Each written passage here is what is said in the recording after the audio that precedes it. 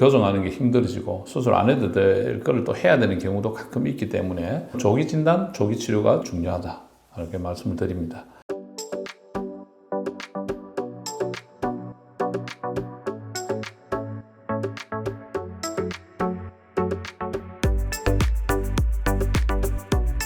안녕하십니까. 임종인 정형외과 TV의 임종인 원장입니다. 이제 코로나에 격리 지침도 많이 바뀌었고 또 따뜻한 봄이 오면서 어린아이들의 활동도 많이 이제 증가하고 있습니다. 그러므로 또 이렇게 아이들이 다치는 수가 많이 있습니다. 그래서 애들한테 볼 수 있는 소아 골절에 대해서 말씀드리도록 하겠습니다. 자, 우선 소아에 있는 그 미성숙 골격의 특징에 대해서 말씀을 드리겠습니다. 우선 소아의 골격은 외력에 대해서 탄성력이 큽니다. 잘 휘어진다는 의미죠. 두 번째는 뼈에 골막이 상당히 두껍습니다. 세 번째는 손상을 받았을 때 재형성하는 재형성력이 굉장히 왕성합니다. 네 번째는 골절 치유 기간이 굉장히 짧죠. 다섯 번째는 골단과 골간단 사이에 성장을 담당하는 특수한 골단판이라는 성장판이 존재하는 특징이 있습니다.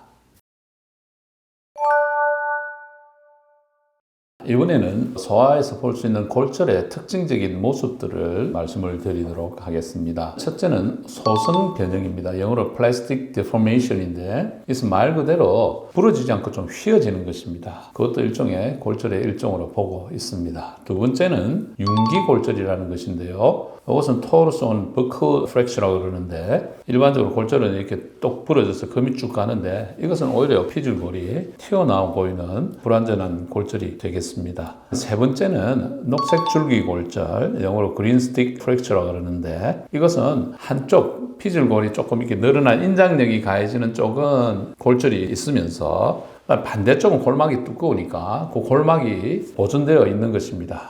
그 다음에 네 번째는 재형성력, 리모델링 파워가 굉장히 강하다는 것입니다. 그래서 뼈가 이렇게 딱 엔드 투 엔드로 붙지 않고 좀 이런 식으로 어긋나서 이렇게 위치하더라도 이 골절이 붙으면서 다시 정상적인 모양으로 리모델링 되는 파워가 굉장히 크다는 그런 특징이 있습니다. 다섯 번째는 아까도 말씀드린 성장판 손상이 있어서 그 성장판 손상으로 인해서 차후에 부정유압이라든지 불유압이라든지 변형이 온다든지 기형이 온다든지 하는 확률이 어른보다 크게 됩니다.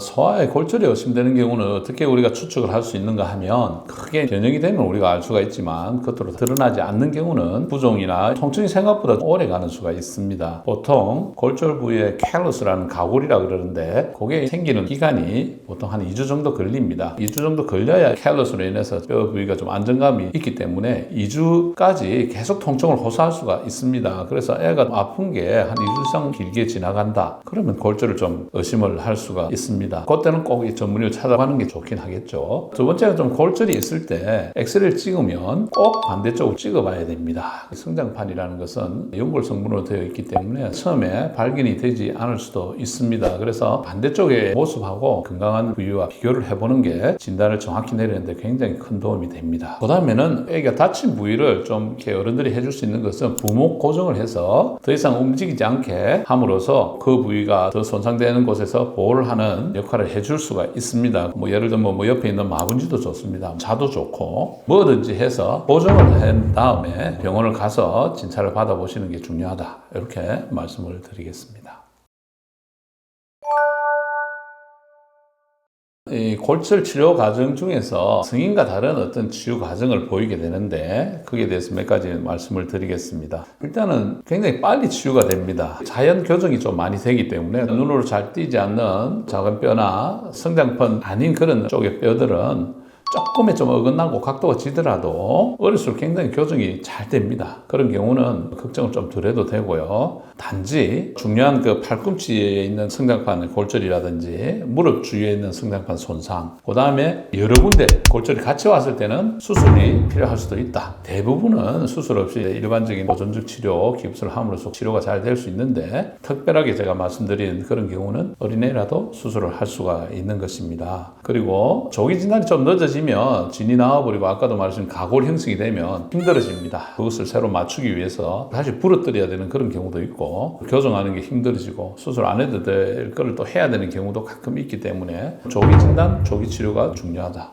이렇게 말씀을 드립니다. 그 다음에 이제 골절을 다 치료하고 깁스 같은 걸 한 다음에 풀게 되면 어른들은 관절 강직이 많이 있고 물리치료를 요하는 경우가 많이 있습니다. 그러나 어린애들은 관절 강직이 드뭅니다. 그래서 추후에 물리치료를 해서 그 강직을 푼다든지 하는 그런 게 필요 없는 경우가 대부분입니다.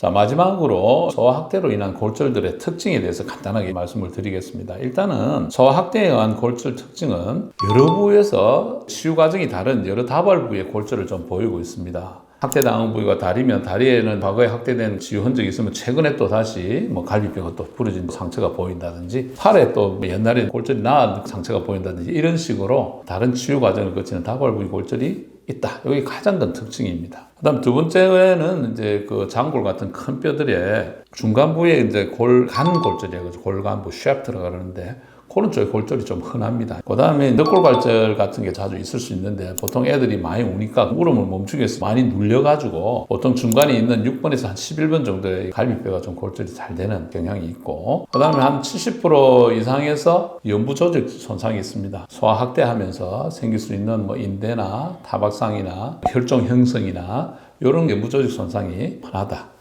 그 다음에 얼굴이나 목 이런 데 핥힌 상처, 꼬잡힌 상처, 멍든 상처 같은 게 있을 수 있고 젖병을 이렇게 억지로 물리면서 생기는 혀 손상도 가끔 우리가 관찰할 수가 있습니다. 그래서 이런 소아학대로 인한 어떤 골절의 특징이 있기 때문에 여러분들이 조금 유념해서 한번 생각해 보시면 좋다고 생각을 합니다. 여러분 이상 소아골절의 특징에 대해서 간단하게 제가 요약을 해봤습니다. 애들이라든지 손자라든지 넘어지고 다쳤을 때 애들이 보채거나 힘들어하면 전문의를 빨리 찾아와서 정확한 진단을 해서 큰 문제가 생기지 않도록 조치하는 것이 좋겠습니다. 구독, 좋아요, 알림 설정 또 말씀드리고 다음 또 좋은 콘텐츠로 만나 뵙도록 하겠습니다. 대단히 감사합니다.